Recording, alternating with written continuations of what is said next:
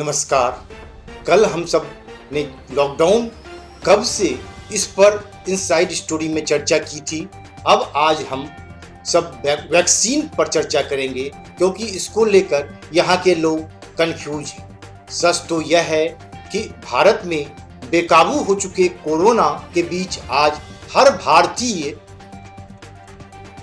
के मन में यह सवाल उठ रहा है कि कोरोना वायरस के तांडव को रोकने में भारतीय वैक्सीन कितनी कारगर है और इसमें कौन सी वैक्सीन ज़्यादा सुरक्षित है, कोविशील्ड या कोवैक्सीन। साथ ही भारत में मिलने वाली तीसरी रूसी वैक्सीन स्पुतनिक 5 के बारे में भी जाने कि यह भारतीयों के लिए कितनी कारगर हो सकती है। इसके अलावा अमेरिकी वैक्सीन फाइजर सहित अन्य विदेशी वैक्सीन कब तक भारतीय बाजार में मिलनी शुरू हो जाएगी, इस बारे में भी आप इस वीडियो के जरिए जान पाएंगे। तो आइए इनसाइड स्टोरी में जानने की कोशिश करते हैं वैक्सीन को लेकर लोगों के मन में उठ रहे इस तरह के सवालों व सोशल मीडिया में चल रही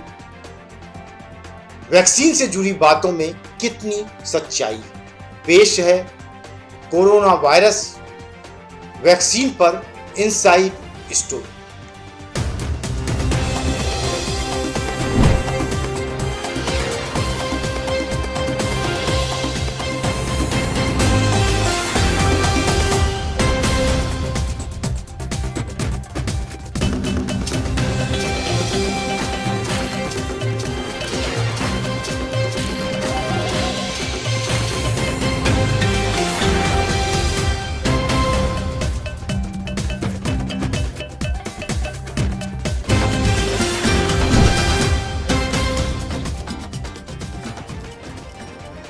वैक्सीन को लेकर लोगों के मन में उठने वाले ये हैं सामान्य सवाल, जिसके जवाब जानने के लिए देखें ये वीडियो। देशी या विदेशी, कौन सी वैक्सीन सबसे अच्छी? वैक्सीन को लेकर आखिर क्यों है कन्फ्यूजन? ये सभी वैक्सीन कैसे और कहाँ बनी हैं? किस वैक्सीन की क्या क्या है खासियत? कितने डोज कितने हफ्तों के अंतर से लेने हैं? कौन सी वैक्सीन कितनी हैं इफ़ेक्टिव? नए वेरिएंट्स पर वैक्सीन कितनी हैं प्रभावी? इन वैक्सीन के साइड इफ़ेक्ट्स क्या हैं? इन वैक्सीन का कितने दिन तक असर रहेगा? भारत में कौन सी वैक्सीन है सबसे सुरक्षित, कोविशील्ड या कोवैक्सीन? साथ ही यह भी जानें रूसी वैक्सीन स्पुतनिक 5 भारत में कितनी है कारगर। फाइजर सहित अन्य वैक्सीन कब तक आएगी भारत में, यह भी जानें। कोरोना वायरस की दूसरी लहर ने भारत को झकझोर कर रख दिया है। सरकारी इंतजाम नाकाफी साबित हो रहे हैं। अस्पतालों के अंदर और बाहर मरीज दम तोड़ रहे हैं और प्रशासन कुछ नहीं कर पा रहा है। हकीकत यही है, लेकिन सार्वजनिक व आधिकारिक तौर पर इसे स्वीकार करने से परहेज किया जा रहा है। हालांकि विदेशी मीडिया में जो तस्वीर भारत की पेश की जा रही है, उस हिसाब से तो भारत में बेकाबू हो चुका है कोरोना और उसके तांडव के आगे प्रशासन बेबस है। WHO सहित देश विदेश के एक्सपर्ट्स का भी लगभग यही मानना है और उपाय के रूप में तत्काल लॉकडाउन व अधिक से अधिक लोगों तक वैक्सीनेशन प्रोग्राम को पहुंचाने, यानी अधिक से अधिक लोगों को वैक्सीनेट करना जरूरी बताया जा रहा है। अभी तक बमुश्किल से 2% भारतीयों को ही वैक्सीन लग पाई है। अब कोविशील्ड कोवैक्सीन के अलावा तीसरी रूसी वैक्सीन स्पुतनिक 5 भी उपलब्ध है। साथ ही कुछ और विदेशी वैक्सीन भी भारत में आने वाली है। ऐसे में वैक्सीनेशन प्रोग्राम में तेजी आने की उम्मीद है, क्योंकि यह तीनों ही वैक्सीन भारत के कोरोना के खिलाफ टीकाकरण अभियान में शामिल होंगी। वैसे भी कोविशील्ड और कोवैक्सीन तो 16 जनवरी से ही इस्तेमाल हो रही है। हालांकि अब यह भी देखा जा रहा है कि लोग इस बात को लेकर उधेड़-बुन में हैं कि कौन सी वैक्सीन ज़्यादा अच्छी व असरदार है। अपने अपने तरीके से आकलन कर कोई कोविशील्ड को तो कोई कोवैक्सीन तो कोई स्पुतनिक 5 को बेहतर बता रहा है, जबकि सच्चाई यह है कि तीनों ही वैक्सीन कोरोना के गंभीर लक्षणों से बचाने और मौत टालने में 100% इफेक्टिव है। इसी वजह से दुनिया भर के वैज्ञानिक कह रहे हैं कि जो भी वैक्सीन उपलब्ध हो उसका डोज लगवा लें, यह आपकी जान बचाने के लिए जरूरी है। अब आइए तीनों वैक्सीन के बारे में जान लेते हैं कि किसकी क्या है खासियत। सबसे खास बात यह है कि तीनों वैक्सीन अच्छी व कारगर है। कोवैक्सीन को पूरी तरह से भारत में ही विकसित और बनाया गया है, वहीं कोविशील्ड को ऑक्सफोर्ड यूनिवर्सिटी और एस्ट्राजेनेका ने मिलकर विकसित किया है और अब पुणे की सीरम इंस्टीट्यूट ऑफ इंडिया इसे बना रही है। वहीं कोरोना के खिलाफ युद्ध में शामिल होने वाली भारत पहुंची रूसी वैक्सीन स्पुतनिक 5 को मॉस्को के गामालेया इंस्टीट्यूट ने Russian development and investment fund RDIF के साथ मिलकर बनाया है। भारत में हैदराबाद की डॉक्टर रेड्डी लेबोरेटरी की निगरानी में 6 कंपनियां इसका प्रोडक्शन करने वाली। शुरुआती 1.25 करोड़ डोज इंपोर्ट होने वाले। इन तीनों ही वैक्सीन में कुछ असमानताएं हैं और लाभ भी हैं जो इन्हें एक दूसरे से अलग करती है। कोविशील्ड दुनिया की सबसे लोकप्रिय वैक्सीन में से एक है, जिसका इस्तेमाल ज़्यादातर देशों में हो रहा है। WHO भी इसके इस्तेमाल की आपात मंजूरी दे चुका है। वहीं कोवैक्सीन इस समय सिर्फ भारत में इस्तेमाल हो रही है, पर म्यूटेंट स्ट्रेन्स के खिलाफ सबसे प्रभावी और असरदार वैक्सीन बनकर उभरी है। इसी तरह स्पुतनिक 5 को भी भारत समेत 60 से अधिक देशों ने अप्रूवल दिया है। कोवैक्सीन को पारंपरिक इनएक्टिवेटेड प्लेटफॉर्म पर बनाया गया है, यानी इसमें डेड वायरस को शरीर में डाला जाता है, जिससे एंटीबॉडी रिस्पॉन्स होता है और शरीर वायरस को पहचानने और उससे लड़ने लायक एंटीबॉडी बनाता है। वहीं कोविशील्ड एक वायरल वेक्टर वैक्सीन है। इसमें चिंपांजी में पाए जाने वाले एडेनोवायरस CHADOX1 का इस्तेमाल कर उससे कोरोना वायरस जैसा ही स्पाइक प्रोटीन बनाया गया है। यह शरीर में जाकर इसके खिलाफ प्रोटेक्शन विकसित करता है। इसी तरह स्पुतनिक 5 भी एक वायरल वेक्टर वैक्सीन है, पर अंतर यह है कि इसे एक के बजाय 2 वायरस से बनाया गया है। इसमें दोनों डोज अलग अलग होते हैं, जबकि कोवैक्सीन और कोविशील्ड के 2 डोज में अंतर नहीं है। तीनों ही वैक्सीन 2 डोज वाली हैं, यानी इम्यून रिस्पॉन्स के लिए 2 डोज लेना जरूरी है। यह वैक्सीन इंट्रामस्कुलर है, यानी कंधे के पास हाथ पर इंजेक्शन लगाए जाते हैं। कोवैक्सीन के 2 डोज 4 से 6 हफ्ते के अंदर से लगाए जाते हैं, वहीं कोविशील्ड के 2 डोज 6 से 8 हफ्ते के अंदर से लगाए जा रहे हैं। वहीं स्पुतनिक 5 के 2 डोज के बीच 3 हफ्ते यानी 21 दिन का अंतर रखा जा रहा है। भारत में शुरुआत में कोविशील्ड के 2 डोज में 4 से 6 हफ्ते का अंतर रखा गया था, पर ट्रायल्स में यह सामने आया है कि कोविशील्ड का दूसरा डोज जितनी देरी से लेते हैं उसकी इफेक्टिवनेस उतनी ही बढ़ जाती है।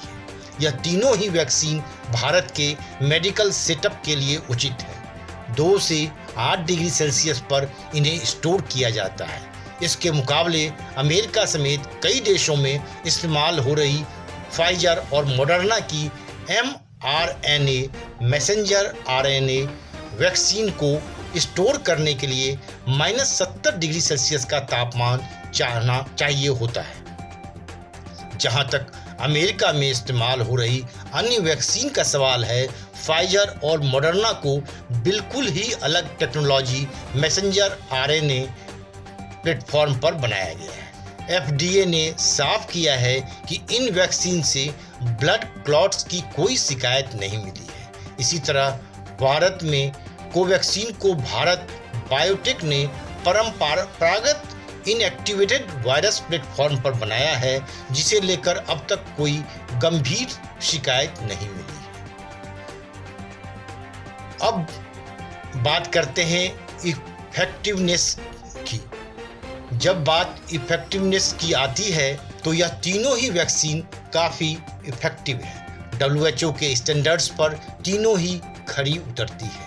अभी भी क्लिनिकल ट्रायल्स के डेटा आ रहे हैं और इस वैक्सीन के असर के बारे में स्टडी जारी है। कोविशील्ड के ट्रायल्स पिछले साल नवंबर में खत्म हुए। इसकी एफिकेसी यानी इफेक्टिवनेस रेट 70% है, जो डोज का अंतर बढ़ाने पर बढ़ता है। यह वैक्सीन न केवल गंभीर लक्षणों से बचाती है, बल्कि रिकवरी समय को भी घटाती है।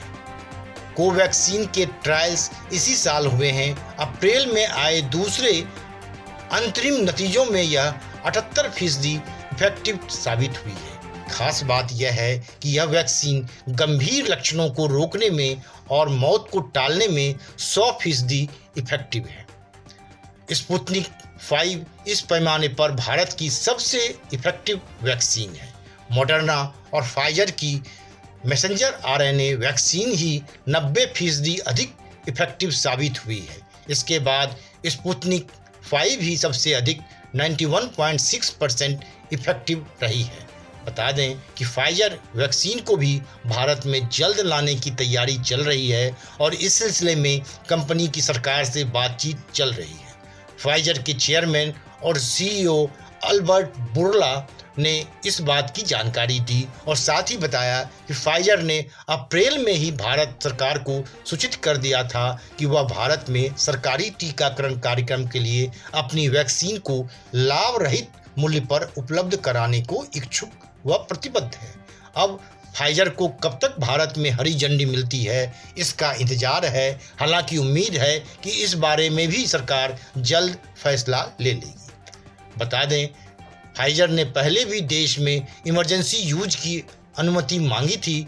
तब कोई स्वदेशी स्टडी न होने की वजह से कंपनी को अनुमति नहीं दी गई थी। कंपनी का तब कहना था दुनिया भर में उपलब्ध उसके एफिकेसी रेट के आधार पर अनुमति दी जाए, लेकिन अब कोरोना वायरस की दूसरी लहर के बीच सरकार ने विदेशी वैक्सीन को अनुमति देनी शुरू कर दी है। इसलिए माना जा रहा है कि जल्द ही फाइजर वैक्सीन पर भी कोई ठोस बात सामने आ सकती है। एक समस्या या एक बात और सामने आ रही है कि नए वेरिएंट्स पर यह वैक्सीन कितने प्रभावी हैं। कोरोना वायरस के कई नए म्यूटेंट स्ट्रेन्स कई देशों में हैं। यूके के स्ट्रेन, ब्राज़ील, दक्षिणी अफ्रीकी स्ट्रेन के साथ ही डबल म्यूटेंट और ट्रिपल म्यूटेंट स्ट्रेन कई देशों में मिले हैं। इन म्यूटेंट्स ने वैज्ञानिकों की चिंता बढ़ा दी है। अब तक सिर्फ यही साबित हुआ है कि कोवैक्सीन इन सभी वेरिएंट्स के खिलाफ कारगर है। कोविशील्ड और स्पुतनिक 5 को लेकर अब तक इस तरह का कोई दावा या स्टडी सामने नहीं आए हैं। इसके बाद भी विशेषज्ञों का मानना है कि जो भी हमारे पास उपलब्ध हो वह वैक्सीन डोज तुरंत ले लेना जरूरी है। इस तरह से ही आप नए म्यूटेंट स्ट्रेन्स और वेरिएंट्स को फैलने से रोक सकेंगे। अब एक बात और सामने आ रही है कि इन वैक्सीन के साइड इफ़ेक्ट्स क्या हैं। तो जान लें, तीनों ही वैक्सीन के साइड इफ़ेक्ट्स एक से हैं। यह तीनों ही वैक्सीन इंट्रामस्कुलर होने से हाथ में काफ़ी अंदर तक सुई जाती है। इससे इंजेक्शन की जगह पर दर्द, सूजन बेहद आम है। इसी तरह हल्का बुखार, हल्की सर्दी जुकाम, सिर दर्द, हाथ पैर का दर्द भी हो सकता है। घबराएं नहीं, डॉक्टर से परामर्श लें और लक्षण के अनुसार दवा लें। किन किन लोगों को कौन सी वैक्सीन नहीं लगवानी है और क्यों, यह भी सवाल उठ रहे हैं। जिन लोगों को किसी भी तरह की खाद्य पदार्थ या दवाओं की एलर्जी है, उन्हें वैक्सीन नहीं लगानी है। उन्हें अपने डॉक्टर से परामर्श करने के बाद ही कोई फैसला लेना चाहिए। इसी तरह अगर एक डोज लेने पर कोई जटिलता आती है तो दूसरा डोज लेने से पहले ठहरें, डॉक्टर से बात करें, तभी कोई फैसला लें। जिन लोगों को मोनोक्लोनल एंटीबॉडी या प्लाज्मा थेरेपी दी गई है, उन्हें भी फिलहाल वैक्सीन नहीं लगवानी है। जिन लोगों को प्लेटलेट्स कम हैं या जिन्होंने स्टेरॉइड्स ट्रीटमेंट लिया है, उन्हें वैक्सीन का डोज देने के बाद निगरानी के लिए कहा जा रहा है। 18 साल से कम उम्र के बच्चों, गर्भवती महिलाओं और स्तनपान करा रही महिलाओं को वैक्सीन के डोज फिलहाल लेने से मना किया गया है। साथ ही जिन लोगों में कोरोना के लक्षण हैं या जो पूरी तरह से रिकवर नहीं हुए हैं, उन्हें भी थोड़ा रुककर वैक्सीन के डोज लेने की सलाह दी गई है। एक बात और सामने आ रही है वैक्सीन को लेकर कि इन वैक्सीन का असर कितने दिन तक रहता है। सच तो यह है कि इसके बारे में कोई आधिकारिक जानकारी नहीं है। ये सभी वैक्सीन बहुत कम समय में बनी है। ये कितने दिन तक असर दिखाएंगी, इसके तो ट्रायल हुए ही नहीं है। इसी वजह से कहना बड़ा मुश्किल है कि कितने समय तक इनका असर रहेगा। फिर भी कुछ विशेषज्ञों का दावा है कि कोरोना के खिलाफ बनी एंटीबॉडी 9 से 12 महीने तो कम से कम इफेक्टिव रहेगी। वैसे हाल ही में फाइजर की वैक्सीन को लेकर यह बयान जारी हुआ है कि साल भर के अंदर तीसरा डोज लगाने की जरूरत पड़ सकती है। इसे देखते हुए फिलहाल किसी भी नतीजे पर पहुंचना संभव नहीं लग रहा। फिलहाल जानकारी इतनी ही है कि यह वैक्सीन मौजूदा संकट से दूर रखने में कारगर है। और अंत में वनडे मैट्रम्स चैनल आप सभी से गुजारिश करता है कि अब वैक्सीन लगाने में फिलहाल देर ना करें और जो भी वैक्सीन उपलब्ध हो उसे तत्काल लगवाएं, क्योंकि अच्छी बात यह है कि तीनों ही वैक्सीन कोरोना के गंभीर लक्षणों और मौतों को रोकने में पूरी तरह सक्षम है। 2 डोज लेने पर आपके शरीर में इतनी एंटीबॉडी बन चुकी होती है कि कोरोना इन्फेक्शन होने पर उससे लड़ सके। अगर 2 डोज लिए हुए हो तो इन्फेक्शन हुआ भी तो वह सामान्य सर्दी जुकाम जैसा होगा और काफ़ी कम दिनों में ठीक ठाक भी हो जाएगा। आप सब अपना ख्याल रखिए। धन्यवाद।